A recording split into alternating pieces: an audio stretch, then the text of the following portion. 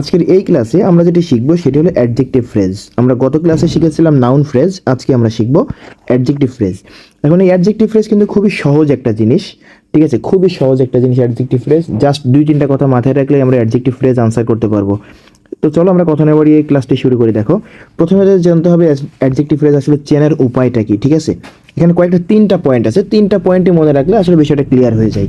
দেখো, কোনো ফ্রেজ যদি নাউনের, ভালো করে মাথায় রাখতে হবে, কোনো ফ্রেজ যদি নাউনের আগে বা পরে, দুইটা কথা, নাউনের আগে বা পরে বসে, আগেও বসতে পারে পরেও বসতে পারে, বসে যদি উক্ত নাউনকে কি করে মডিফাই করে, তখন তাকে বলা হয় অ্যাডজেক্টিভ ফ্রেজ। ভালো করে মাথায় রাখতে হবে, নাউনের আগেও হতে পারে পরেও হতে পারে। তার মানে নাউনের আগে বা পরে বসে যদি মডিফাই করে তাহলে সেটা কি হয়ে যাবে, অ্যাডজেক্টিভ ফ্রেজ। তাহলে সেটা কি হয়ে যাবে, অ্যাডজেক্টিভ ফ্রেজ। এবং এর পরবর্তীতে যেটা মাথায় রাখতে হবে সেটা হলো এটি আসলে কিসের মতো কাজ করবে, অ্যাডজেক্টিভের মতো, কারণ আমরা পড়তেছি অ্যাডজেক্টিভ ফ্রেজ, আলটিমেটলি কাজও করবে অ্যাডজেক্টিভের মতো। এবং নেক্সট লাস্ট যে কথাটা, এটা সবচেয়ে গুরুত্বপূর্ণ কথা, সেটা হলো নাউনের পরে যদি কোনো ফ্রেজ প্রিপজিশন বা পার্টিসিপল দ্বারা শুরু হয়, পার্টিসিপল মানে কি ভার্ব প্লাস আইএনজি হতে পারে, আবার কি হতে পারে, কোনো কোনো সময় দেখা যাচ্ছে ভার্বের 3 নম্বর রূপ হয়ে যেতে পারে, যেটাই হোক না কেন, প্রিপজিশন এবং পার্টিসিপল দ্বারা, অর্থাৎ কিসের পরে, নাউনের পরে প্রিপজিশন বা পার্টিসিপল দ্বারা কোনো ফ্রেজ যদি থাকে তাহলে সেটাকে চোখ বন্ধ করে আমরা অ্যাডজেক্টিভ ফ্রেজ বলবো, যদি সেটা নাউনকে মডিফাই করে। তাহলে তিনটা কথা আমরা বললাম, কোনো ফ্রেজ যদি নাউনের আগে বা পরে বসে নাউনকে মডিফাই করে তাহলে সেটা অ্যাডজেক্টিভ ফ্রেজ, এটি কাজ করে অ্যাডজেক্টিভের মতো। এবং আরেকটা কি, নাউনের পরে প্রিপজিশন, ভালো করে মাথায় রাখতে হবে, দুইটা কথা এখানে বলছি, প্রিপজিশন এবং আরেকটা হলো পার্টিসিপল। প্রিপজিশন এবং আরেকটা হলো কি, পার্টিসিপল। এই দুইটা দিয়ে কোনো ফ্রেজ যদি শুরু হয় আলটিমেটলি সেটাকে আমরা অ্যাডজেক্টিভ ফ্রেজ বলবো।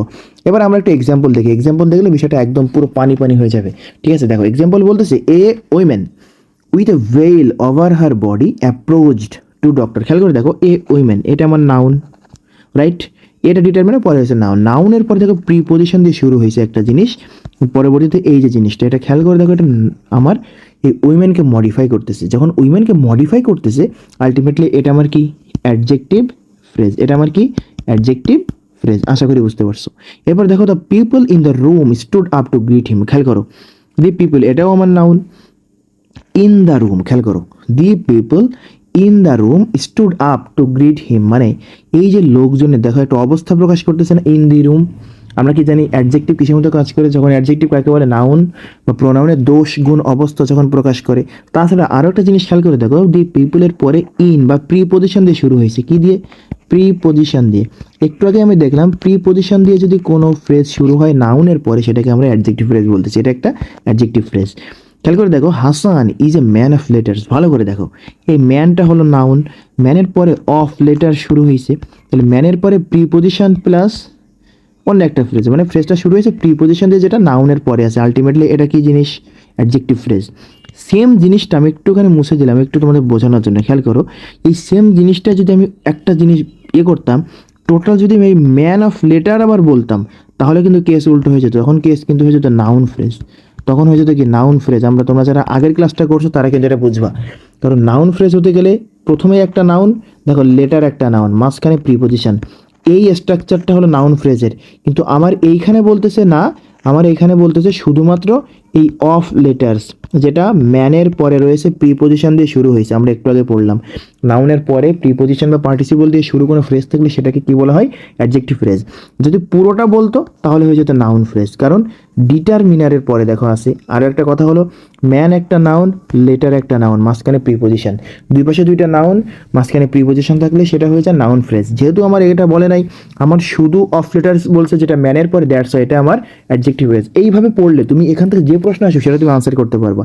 এরপরে দেখো কি বলতেছে, Sakib living in Dhaka is a good boy. খেয়াল করে দেখো, সাকিব লিভিং ইন ঢাকা, সাকিব একটা অবস্থা প্রকাশ করতেছে, নাউনের পরে দেখো পার্টিসিপল দিয়ে লিভ, এর সাথে আইএনজি যোগে শুরু হয়েছে লিভিং, তাহলে পার্টিসিপল দিয়ে শুরু হয়েছে, নাউনের পরে পার্টিসিপল দিয়ে কোনো ফ্রেজ শুরু হলে সেটা কি হয়ে যায়, অ্যাডজেক্টিভ ফ্রেজ। তাহলে এটা একটা অ্যাডজেক্টিভ ফ্রেজ। দেখো, দ্য সায়েন্টিস্ট, আমরা এবার শেষের এর আগেটা একটু দেখি, দ্য সায়েন্টিস্ট ডুইং। খেয়াল করে দেখো, এটাও এই যে ডুইং, ভালো করে দেখো, এই যে ডুইং, এই ডুইংটা দেখো পার্টিসিপল, এই ডুইংটাও কি পার্টিসিপল। তাহলে পার্টিসিপল দিয়ে কোনো ফ্রেজ শুরু হলে নাউনের পরে যদি সায়েন্টিস্ট একটা নাউন, এর পরবর্তীতে যদি শুরু হয়েছে তাহলে এটা একটা কি অবশ্যই the doing the research in the laboratory, এটাও কি একটা অ্যাডজেক্টিভ ফ্রেজ। এবং লাস্টের যেটা এই যে there is no hard and fast rule in film making, এটা পুরোটাই একটা ফ্রেজাল ওয়ার্ড। এই যে হার্ড অ্যান্ড ফাস্ট, ভালো করে দেখো, এটার মানে হচ্ছে ফিক্সড বা ধরা বাঁধা, ফিক্সড বা ধরা বাঁধা। আর একটা বলা যায় অবভিয়াস, কি বলা হয়, অবভিয়াস বা নির্দিষ্ট, বোঝা গেছে। এই যে দুইটা জিনিসের অর্থ রয়েছে। এখন বিষয় হলো এই নো একটা ডিটারমিনার আমরা জানি, রুল একটা কি নাউন। এখন ডিটারমিনার এবং নাউনের মাঝখানে কি বসে আমরা জানি, অ্যাডজেক্টিভ বসে। ডিটারমিনার এবং নাউনের মাঝখানে কি বসে, অ্যাডজেক্টিভ বসে।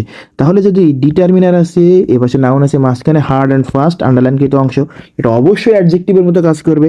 যেহেতু এখানে কোনো কিছুই নাই, কোনো ফাইনাইট ভার্ব নাই, কোনো কিছু নাই, তিনটা জাস্ট শব্দ, চোখ বন্ধ করে, এটা একটা কি phrase, adjective phrase, adjective phrase. আশা করি তোমরা অ্যাডজেক্টিভ ফ্রেজ নিয়ে যে ধরনের প্রশ্ন আসুক না কেন তোমরা আনসার করতে পারবে, যদি এই ক্লাসটি তুমি মনোযোগ সহকারে করে থাকো। যদি ক্লাসটি ভালো লেগে থাকে অবশ্যই ক্লাসটি নিজের ফ্রেন্ডদের মাঝে শেয়ার করে তাদেরকেও অ্যাডজেক্টিভ ফ্রেজ শেখার বিষয়টি সহজ করে দাও।